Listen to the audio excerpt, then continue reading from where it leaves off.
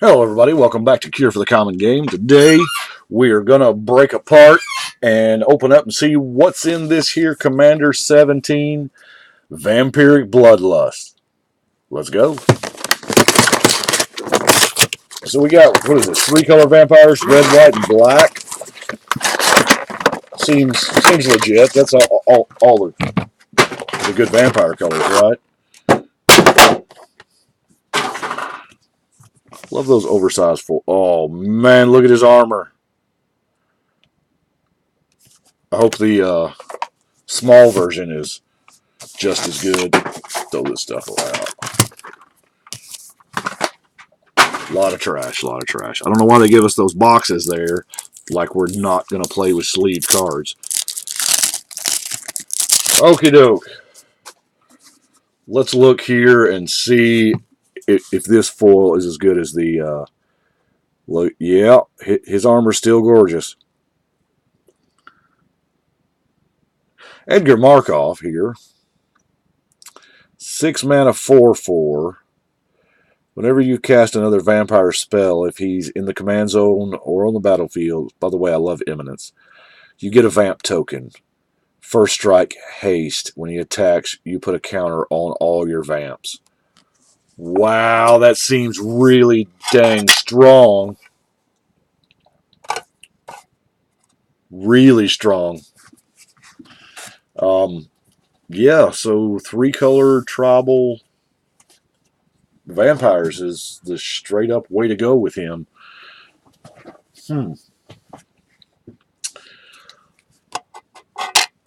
Oh, Lisa, Lycia. 8 mana 4/4. Holy nuts. She costs 1 less to cast for each life you gain this turn. Oh, so she's like opposite day of Rakdos.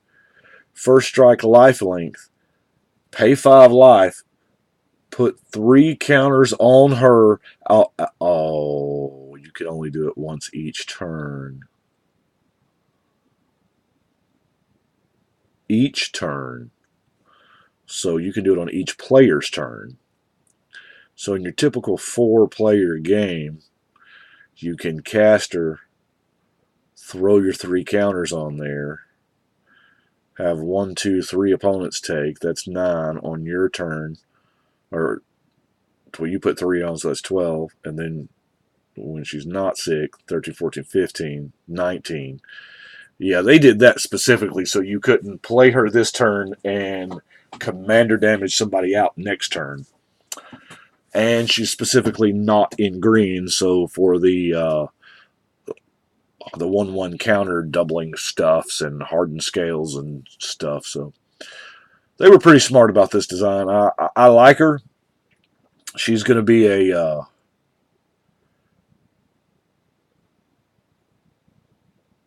we've got to have a lot of life gain in order to make her just not suck to cast, though. So maybe some life linking dudes. I mean, you do have black and white there. You also have the red, so there's your lightning helix. Maybe. Don't know. Then we have Mathis. This is a 3/3 for 3. Wow. Menace. Wow. At the beginning of your end step, put a bounty counter on target creature an opponent controls. For as long as that creature has a bounty counter on it, it has, whenever this creature dies, each opponent draws a card and gains 2 life. So you don't kill it. You just make other people want to kill it. That's neat. You get other people to do your work for you. That's very vampire mastermindish. And that's an Eldrazi spawn. So we got something that makes Eldrazi spawn in this deck. There's bats, some zombies. There's our vampire token. More bats. More vampires. Okay, that's it for the tokens. Now, go for the throat. You know, I'm kind of glad that's it in here because it's a very, very flavorful card. Well, I'm trying to get the glare, but I'm trying to get it centered. I guess we have Bloodline Necromancer, which is a new card. is a 5-mana 3/2 lifelink. Enters the battlefield. You may return target vampire or wizard. Okay, I gotta. The vampire or wizard thing threw me. I like it, but I wasn't expecting it. From your graveyard to the battlefield. Oh, okay. So he brings a wizard or a vampire back from the dead. We have our unlucky guy again with his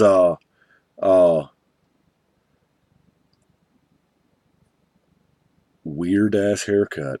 I don't know. It's like we've all seen this guy at like the gas station or the local grocery store, and we're like, man, that looks just like somebody I've seen. Anyway, 3 mana. You know, to that player's attacked, they get a 2/2 zombie. So Heirloom Blade looks like it's gonna. We're in 2-for-2 decks now, so Return to Dust. Hey, that's a Sword to Plowshare. I like it. Especially in the deck, you have the option of plowsharing your own dude to gain the life to make your general cheaper. I don't know that that's the correct play all the time, but it may be probably a non-0% of the time. Ambition's Cost. We've 4 mana, draw 3. Yeah, this is not new. Blood Artist. I like me some Blood Artist. Kind of wonder if the Soul Sisters are in here. Blood Husk. The Noble. The White Curse. Why is that art white? Look at, I mean, there's weapons and there's fire. Now, granted, the weapons are like farm weapons or farm tools, so that kind of is whitish, but the fire screams to me red. I don't know what to see what the red one does. Oh, they gain 2 life. Wow, okay. Hey, there it is, the Pawn of Ulamog. That's what makes the Read the Bones. Man, Read the Bones is strong. Skeletal Scrying. Siphon Mind. I don't know if Siphon Soul's in here or not, but Siphon Mind, this is a great card drawing card, especially for black. There again, typical 4-player game. You're spending 4 mana and you're drawing 3 cards. This is Harmonize. Except you get 3 different discard triggers from your opponents if you have like Waste Knot or whatever. The Nighthawk, one of the most solid. I've never noticed this was a shaman before. But it is like one of the most solid uncommons. I know the Nighthawk is in my uncommon queue. Rakish Air. Mortify. Love the Mortify. It's, yeah. Black and white are just the removal colors apparently now. The Captain.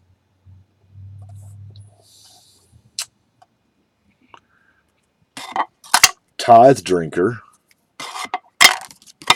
3 Signets. Meh, okay, I guess. Some color fixing. It's not really a ramp, but color fixing. Skull Clamp. Are they all going to have Skull Clamp in it too? Soul Ring. Worn Power Stone. Why is there a random swamp? Not with the rest of the swamps. I think the other one was like that too, wasn't it? Kindred Boon. We got a new card. 4 mana. As it enters the battlefield, choose a creature type. Put a divinity counter on target creature you control of the chosen type. Each creature you control the divinity counter on is indestructible. Well, that's... I thought game rules said divinity counters made things indestructible. I didn't know that we needed that line of text, but it's still cool as all hell. I don't know what the White Bringer does, just off the top of my head. Is that the one that destroys all lands? That'd be cool as shit, just to be able to reload all of your Meosians. I say all of them. You wouldn't play 5 color. Probably 2, maybe 3. I don't know. Guaranteed one of them is going to be white, obviously. But I like it. The ability to pass out divinity counters. Even if nothing else, you're running a board wipe heavy deck and you just want to protect your junk. So,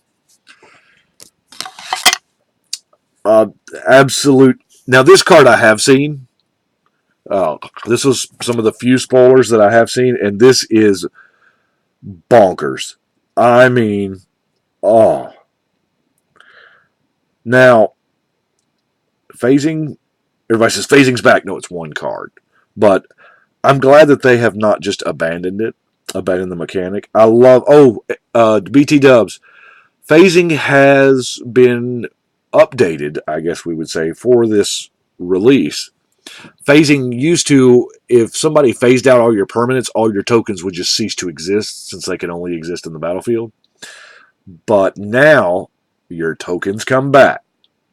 So Teferi's protection is absolutely amazing. I mean, there's this card is going to be worth something. I feel like the longer it's out, once M17, I'm talking about this like it's a core set. Well, hell, I guess it's our core set, isn't it? But when Commander 17 stops production, is when this starts to climb. I don't know a whole lot about the Vintage and Legacy, but this seems like it's really good. It really does. Until your next... Yeah. Kiru Mind Eater is a 1/3 for 3 with Menace. Deals combat damage to a player. That player exiles a card from his face down. You may look at and play cards with... Okay. So, it's in a 3-color deck. Maybe you got the mana. New Blood. Is that Olivia? That is Olivia. That's her quote. I'm not really fond of the Olivia having that long flowing hair like that. She needs to be... It needs to be up, or was it in a bun in Innistrad? I don't know. But her card was amazing. 4 mana Sorcery. As an additional cost to cast this, tap an untapped vamp. Gain control of target dude. Change the text of that creature by replacing all. So you convert somebody to a vampire. One of your vampires, new blood. This is a flavor win right here. This is the name matches the ability, everything, and it's not as cool as The Land Continues to Burn, but it's pretty neat. Patron of the Vein. Patron of the Vein? 4/4 flying for 6. In it is a battlefield, destroy target creature an opponent controls. So it's a 1/8/7, dude. When a creature an opponent controls dies, exile it and put a counter on all your vamps. Can we blink this thing, please?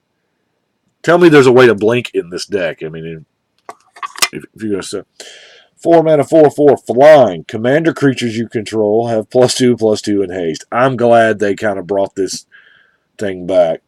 And I love the way that it's worded so you can steal somebody else's commander. It's still a commander, and you control it, so it does get bigger. The Crimson Honor Guard. 5 mana 4/5 trample. Beginning of each player's instep. Honor Guard does 4 damage to that player unless he or she controls a commander. It hurts when you don't have a leader for your army, I guess. Or you could play that new Gideon's enchantment that says named card can't be played. Disrupt Decorum. 4 mana sorcery. Goad all creatures. What? I love it. Everybody's creatures have to attack, not me. I think this is another one because vigilance is not that prevalent. I mean, I don't know what percentage of creatures have vigilance. I should probably look that up on Gather. It'd be easy to do. But at the beginning of your next turn, it seems like you could just have everybody else tapped out. I like it. Kindred Charge is 6 mana sorcery. Here again, better win. Choose a creature type. For each creature you control the chosen type, create a token that's a copy of that creature. These tokens gain haste. Exile them. Now, if you had a whole lot of comes into play effects, a Shriek Maw, Mole Drifter, a Necrotol, whatever, yeah, I'm sure there's been cards printed in the last 10 years will do something too. But anyway. Blind Obedience is back. Fell the Mighty. Anawan. Black Market. Blood Tribute. Bloodlord of Vascos. Blood Baron. Now, this is a 5-mana 10/10 flying lifelink pro 2 color. Oh, no. Opponent has to have 10 life or less. Hey guys, what is the ruling when a player dies? Because I honestly don't know the answer to this question. If there's 4 of us playing, one of them dies, what happens to the Blood Baron? Because he was a player, or he was an opponent. I guess technically he has less than 10 life, but he's not in the game anymore. I don't know how that works. Judge, I need a ruling. Butcher Malakir, Captivating Vampires, Consuming Vapors. I like it. Damnable Pact. Silent Blood for X. Dark Impostor. Drana. Blood Witch. Sangromancer. Sanguine Bond. Surely they didn't put the Exquisite Blood in here. They couldn't have put both. That would be nuts. Skeletal Vampire. Underworld Connections. Vein Drinker. Outpost Siege. Speaking of your upkeep, excel. I'm trying to figure out why this is in here. Top card, you can play that. Every creature you control is that. Okay, so it doesn't really have anything to do with dragons or cons, but Crackling Doom, Merciless Eviction, love those bullet points. It just looks so much cleaner than the other one. Blade of the Blood Chief, we kind of had to see that one coming. Door of Destinies, wow. How come all of them don't have Door of Destinies? I guess Door of Destinies works best because I know I've got it in a couple decks like Elves and stuff, but nothing sucks worse than you've already, by the time you get the 4 mana to play this, you've done played 3 or 4 dudes, so you don't get those triggers. But anyway, Well of Lost Dreams.